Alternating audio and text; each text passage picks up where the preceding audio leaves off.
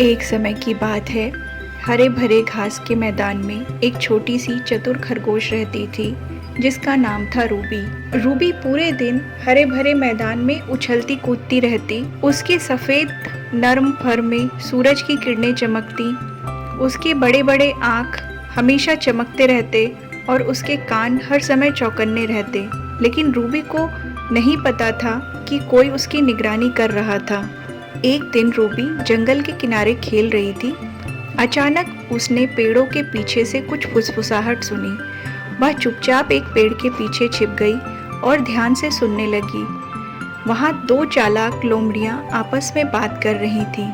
तुमने देखा, रोज यहाँ उछलते हुए आती है वो छोटी खरगोश, बिल्कुल निश्चिंत उसी गाजर के खेत की ओर जाती है। हाँ, और उसे लगता है कि कोई उसे देख नहीं रहा, लेकिन हम देख रहे हैं हर दिन। कल सुबह ही हमला करते हैं। जैसे ही वह खेत में आएगी, हम झाड़ियों के पीछे से कूदकर उसे पकड़ लेंगे और फिर हमारे पास होगा सबसे शानदार नाश्ता। वह चालाक तो है, लेकिन इस बार हमारी चालाकी के सामने कुछ नहीं कर पाएगी। बस सब्र रखो, कल का दिन हमारा होगा। तुम इस तरफ से घेर लेना और मैं दूसरी तरफ से। जैसे ही वह गाजर के पास जाएगी, वो हमें देख भी नहीं पाएगी। फिर खरगोश की दौड़ खत्म और हमारी जीत पक्की। हा हा हा हा।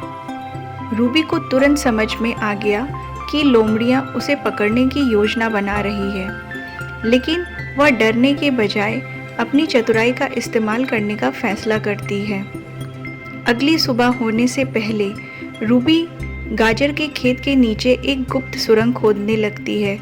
वह तेजी से मिट्टी खोदती रही और सूरज निकलने से पहले उसकी योजना तैयार हो चुकी थी। सुबह होते ही लोमड़ियाँ अपनी योजना के अनुसार गाजर के खेत के पास छिप गईं। उनकी आंखें चमक रही थीं और वे पूरी तरह से तैयार थीं। वे इंतज़ार कर रही थीं कि कब रूबी आए और वह उसे पकड़ ले। थोड़ी देर बाद रूबी गाजर की खेत की ओर कूदती हुई आई, बिल्कुल जैसे कुछ पता ही नहीं हो।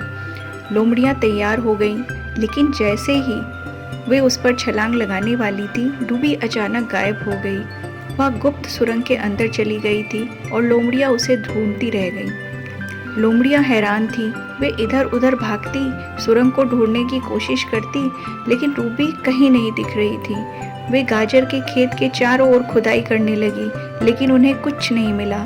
थक हार कर वे निराश लौट गईं। रूबी पास के एक खोखले पेड़ में सुरक्षित बैठी चुपचाप लोमड़ियों को जाते देख रही थी।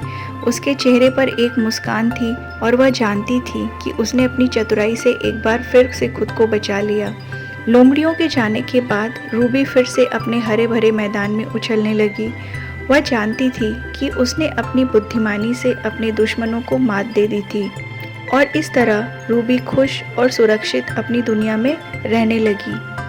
इस कहानी से हमें यह सीखने को मिलता है कि बड़ी से बड़ी समस्या का हल केवल ताकत से नहीं, बल्कि चतुराई और धैर्य से किया जा सकता है।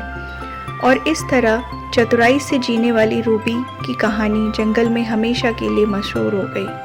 अगर आपको ये कहानी पसंद आई तो इसे लाइक और शेयर करना ना भूलें और नई कहानियों के लिए हमारे चैनल को सब्सक्राइब करें और बेल आइकन को प्रेस करें ताकि कोई भी कहानी आपसे ना छूट जाए। धन्यवाद।